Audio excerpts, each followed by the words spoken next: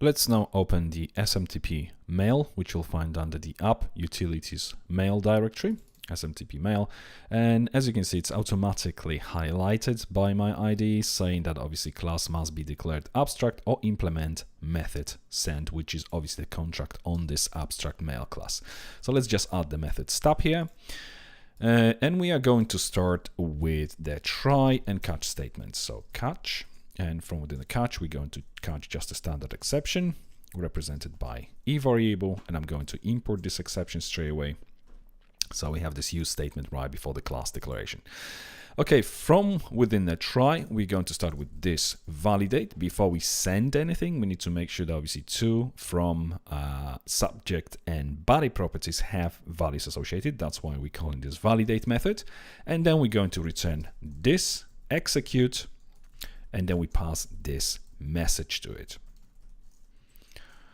And before we create both of these methods, let's just go to the catch statement, and we are going to simply do this exception. We're going to add this property in just a moment.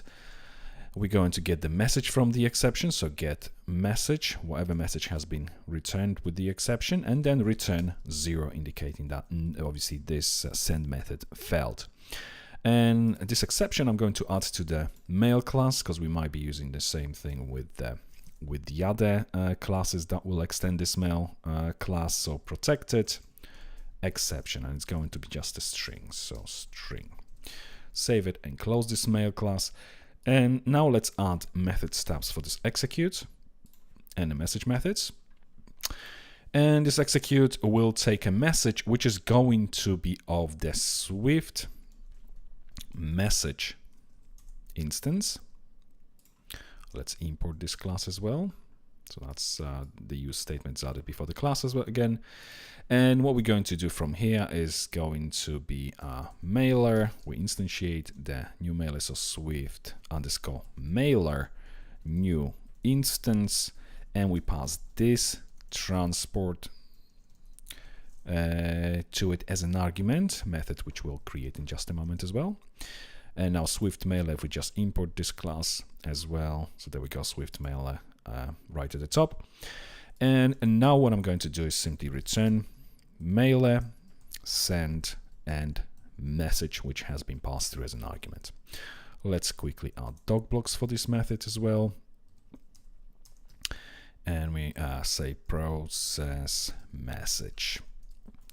Then for the message itself, what we're going to do here is, actually, before we do the message, let's do this transport perhaps. We start with a transport equals Swift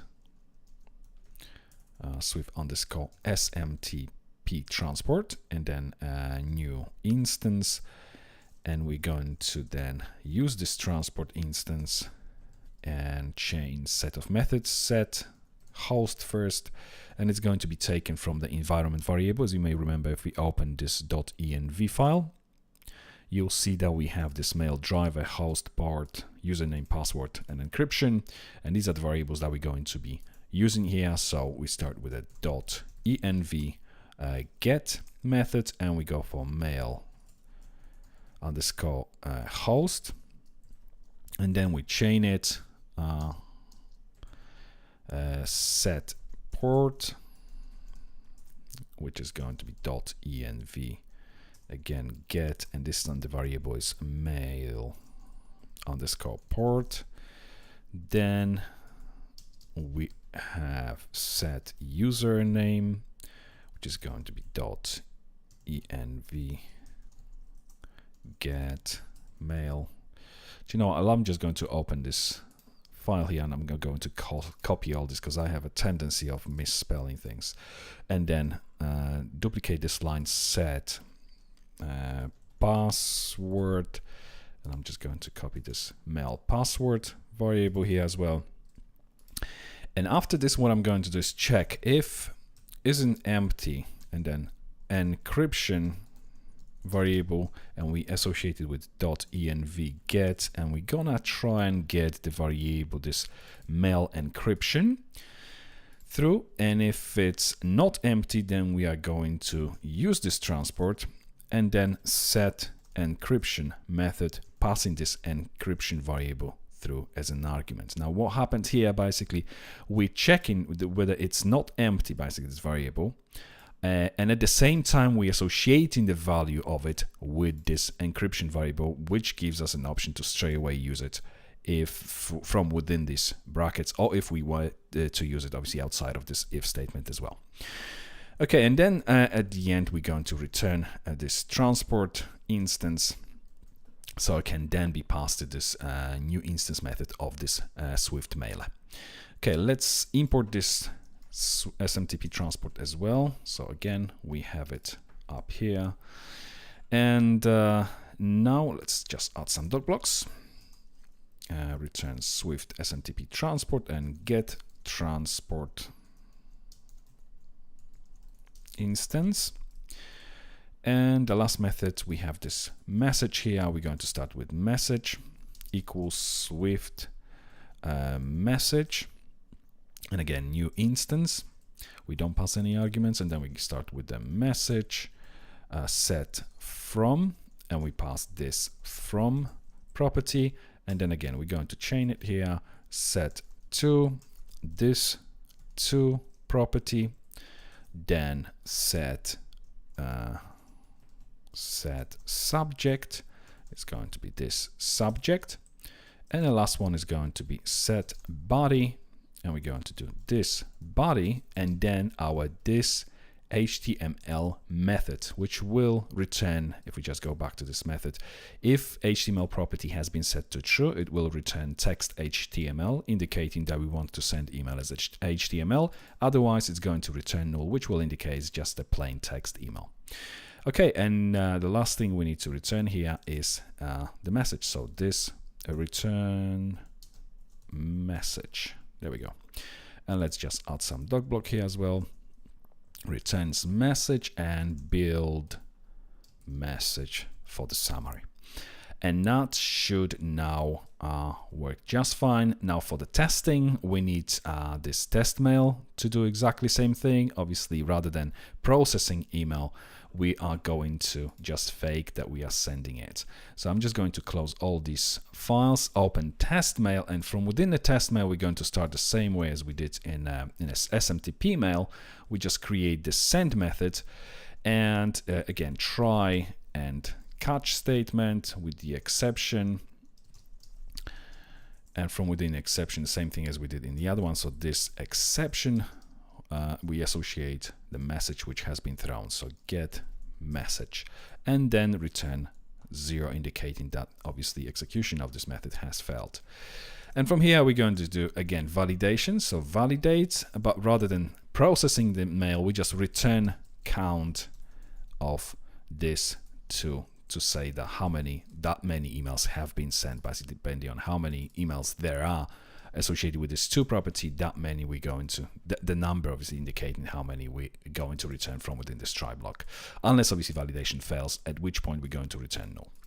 Okay, so that's our test mail. Let's now save and close it and open our test. So going back to tests, units, utilities, and mail test. And we are going to first test whether the send method fails. So public function send fails with invalid parameters. Test. And we are going to start again with the instantiation of the mail component. So mail equals static container make mail, and then we run this assert equals 0 when we run mail send, because we obviously didn't associate any properties, any values with the properties. So a message is going to say mail send did not return false with invalid parameters. This is obviously when this assertion fails. So let's save it, run a test, and there we go, 5 tests, 13 assertions, which indicates that it works fine. Next assertion is going to be this assert equals, and the message that we should get, which is going to be message is incomplete, when we run mail, when we call mail, and then the exception property on it. But now I just remembered that if we go back, open our utilities, mail, and the mail class, you'll see that our exception property is actually protected. Let's make it public so we can access it from the outside. And message will say mail send did not set exception property on failure. If we save it, run the test again, 5 tests, 14 assertions, all of which are passing, which is great. So next we're going to test whether the message actually sends an email and it passes, so succeeds in other words. So public function send succeeds with valid parameters. And the test tag. Let's scroll up a little bit. And what we're going to start with, again, the same thing. So I'm just going to actually copy this instantiation and then we run straight on it. Actually, we can chain it. So let's just go for it. Add from, we're going to add info ssdtutorials.com with the name ssd tutorials. Then I'm going to add an, actually no, let's go for add to, which is going to go to ssdtutorials.com and it's going to be Sebastian Suliński. And I'm going to duplicate this. We're going to have 2 recipients. It's going to be Nathan. It's going to be the second one, so Nathan. Then we are going to have set subject, test email, and the last thing we're going to have is set body, which is going to be body, test body. There we go. And then assertion, this assert equals, and we should have 2 recipients passing mail send, and then the message should be mail send did not return true with valid parameters. Okay, let's try and run this test. And we have 6 tests, 15 assertions, all of which are passing. So our tests are now completed. Our mail component is ready to work with. So in the following video, we are going to go back to our registration controller.